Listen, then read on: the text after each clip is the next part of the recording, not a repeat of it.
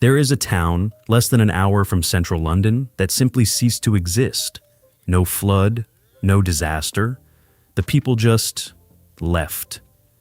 And here's what makes it stranger. Most people drive within 5 miles of it every single day on the A127, and they have absolutely no idea it's there. What you're about to see isn't somewhere remote in the Scottish Highlands or buried deep in the Welsh valleys.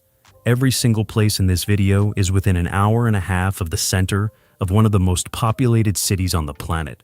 And somehow, they vanished. 12 of them. Gone. I've spent the last 3 months tracking each one down, some of them barely surviving as a single crumbling wall in the middle of a field. And what I found genuinely disturbed me. Stay with me, because number 7 changes everything you think you know about how a place dies. And number 3, I still can't fully explain. Let's start somewhere that most people have never heard of, even though it's been sitting in the Thames estuary for over 600 years. Hadley Ray, or rather, what was Hadley Ray. Today it's a stretch of silted marsh and broken timber just south of Hadley Castle. But in the 14th century, this was a working fishing settlement with a harbor, families, a community. It didn't disappear overnight. It disappeared slowly, the way most of these places do, incrementally, quietly, one abandoned house at a time. The fishing dried up. The younger generation moved towards Southend, and the land itself began to reclaim everything that was left behind. When I stood there on a November morning, with the wind coming off the estuary, I kept thinking, at what point did the last person leave? Did they know they were the last one? Did they look back? Number 2 is where things start to get strange.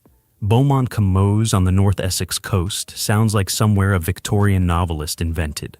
But it was real, very real, and the reason it disappeared is still debated by local historians. The village of Meaux effectively ceased to function by the early 1700s, absorbed into the landscape so completely that for 2 centuries people questioned whether it had ever properly existed at all. Then aerial photography changed everything. In dry summers, crop marks appear in the fields around Beaumont. The ghostly rectangular outlines of buildings, lanes, property boundaries, all pressed into the soil like a fingerprint. The village didn't disappear, it went underground. And if you know where to stand on a clear July morning when the barley is just the right height, you can see the entire street plan of a lost community laid out beneath your feet. I'll show you exactly how to find it, but not yet, because what happened next door at number 3 is something I genuinely want you to see in the right order. The reason these 2 places are connected is something nobody talks about, and it changes how you see both of them. Furley, this one is personal for me. There is a ruined church on the edge of the Blackwater estuary, St. Mary the Virgin, that has been slowly dissolving since the 1950s. The village around it went first depopulation, agricultural change, the usual quiet erosion. But the church held on, used occasionally, patched, maintained in a minimal way. Then, in 1884, a catastrophic earthquake, yes, an earthquake, the largest to hit Britain in recorded history, centered right here in Essex, cracked the structure.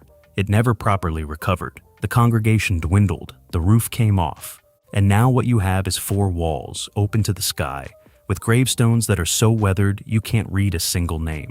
I walked through it at dusk, and I'm going to be honest with you, it is one of the most haunting places I have ever stood in, not because of anything supernatural, but because of the absolute silence of it, the sense that something that mattered deeply to real people is now completely unreachable.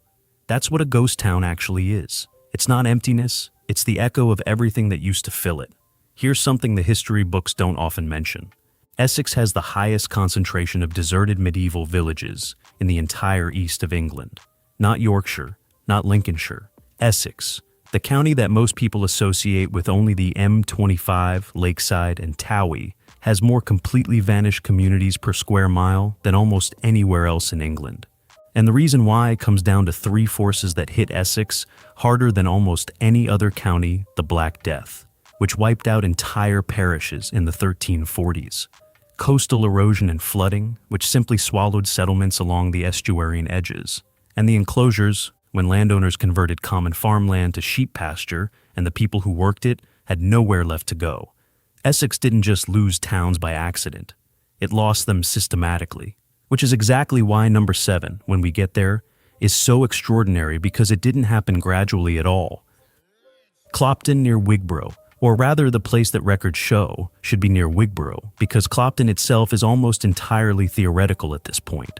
Documentary evidence, tax returns, church records, a mention in a 1380s subsidy roll tells us a settlement existed here. The land tells a different story. Walk the field boundaries and you find slight ridges and hollows that a trained eye can read as building platforms and hollow ways.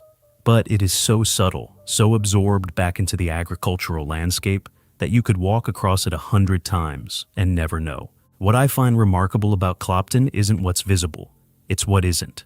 The total completeness of its disappearance. Whatever community lived and worked and argued and fell in love here has been so thoroughly erased that its existence now survives only in administrative records written by people who never visited it and didn't care when it was gone.